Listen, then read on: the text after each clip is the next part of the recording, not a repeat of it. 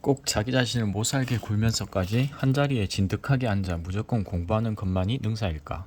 학문은 바다처럼 끝이 없으니 각고의 노력을 배로 삼아야 한다는 속담이 있을 만큼 사람들은 좋은 성적을 거두려면 많은 시간과 에너지를 쏟아야 마땅하다고 생각한다.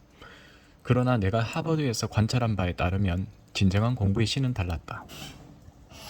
그들은 공부벌레이자 플레이어였다. 공부와 동아리 활동, 각종 대회, 인간관계 등 어느 하나 소홀히 하지 않으면서도 시험 성적까지 좋았다. 누구에게나 똑같이 주어지는 하루 24시간을 그들은 어떻게 그토록 효율적으로 보낼 수 있었던 걸까? 그 답을 얻기 위해 나는 여러 공부벌레에게 가르침을 청했고, 기꺼이 자신들의 방법과 경험을 공유해준 그들 덕분에 공부에 대한 다양한 시선과 인식을 알 수 있었다. 공부법을 배운 후 매일같이 책을 한 알음 안고 도서관으로 향하던 나도 달라졌다. 2학년에 접어들면서 나는 심리학을 전공으로 삼았다. 인간의 행동과 생각을 연구하는 심리학에 흥미가 있어서였는데, 인간의 뇌가 어떻게 기억하고 어떻게 집중력을 유지하며 또 어떻게 자기 효능감을 높이는지 등을 배우면서 새로운 사실도 발견했다. 바로 조를 비롯한 공부의 신들은 몰랐겠지만 실은 그들이 활용하고 있는 공부법이 두뇌 법칙에도 어느 정도 부합한다는 사실이었다. 이는 내가 이 책을 집필하는 동기이기도 하다. 이렇게 효율적이고 좋은 공부법이 있는데 이를 정리하지 않을 이유가 없었다. 공부 때문에 고민하는 학생들에게 학습 능력을 2배 혹은 몇 배로 끌어올리는 방법을 가르쳐줄 기회이지 않나. 그런 의미에서 이런 공부법에 신빙성을 더해줄 여러 심리학적 연구 결과 중 개인의 특성에 따라 달라질 방법이 아니라 보편성을 가진 방법들만 골라보았다.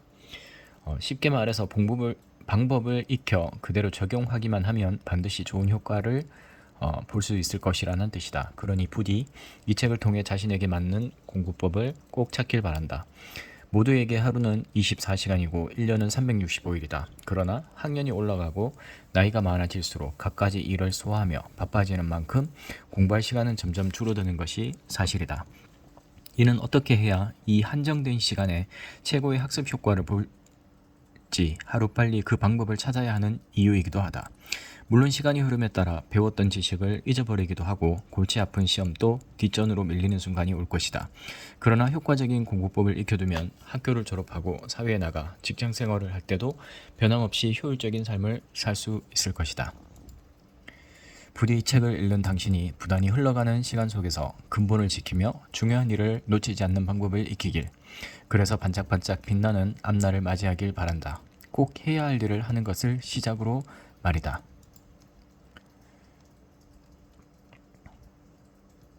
본격적으로 이야기하기에 앞서 중요한 질문 하나를 던지고 싶다. 당신은 왜 공부를 하는가? 아마도 대부분은 이런 반응을 보이지 않을까 싶다. 왜는 무슨, 해야 하니까 하는 거지. 맞다. 우리는 어려서부터 부모님의 손에 이끌려 유치원에 가고 당연한 듯 초등학교, 중학교, 고등학교에 진학해 다양한 지식을 배운다. 이는 반드시 해야 할 일이자 성인이 되기 위해 꼭 거쳐야 할 암묵적인 과정이기도 하다. 그렇다면 시험과 진학이라는 범주에서 벗어나 다시 생각해보자. 당신은 대체 왜 공부하는가?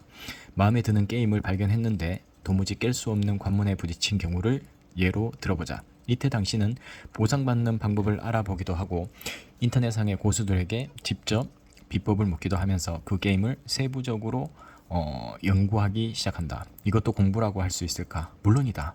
그럼 왜 이런 공부를 할까? 게임을 더 잘하기 위해서, 나아가 친구들에게 자랑하기 위해서일 것이다. 이번에는 캠핑이나 트레킹 등 야외 활동을 좋아하는 경우를 예로 들어보자. 부모님은 공부에 집중해야 할 때라고 말씀하시고 당신도 이에 동의한다. 하지만 서점에만 가면 관련 서적에 손이 가고 다큐멘터리를 찾아보게 되며 야외 활동에 필요한 물건들을 구매해 매듭법이나 텐트 치는 방법, 응급상황 대처법 등을 연구한다. 이는 공부라고 할 수 있을까? 물론이다. 그렇다면 왜 이런 공부를 할까? 언젠가 야외 활동을 할 날을 위해서일 것이다. 당장 캠핑을 떠나지는 못하더라도 관련 지식을 학습하며 정신적인 만족감을 얻기 위해서일지도 모른다. 이렇듯 우리가 무언가를 공부하는 이유는 어떠한 목적을 달성하기 위해서 또는 어떠한 문제를 해결하기 위해서라고 할 수 있다. 마찬가지로 시험을 잘 보기 위해서, 순조로운 진학을 위해서, 혹은 자격증을 따 더 좋은 일자리를 얻기 위해서 우리는 학교에 다니며 공부를 한다.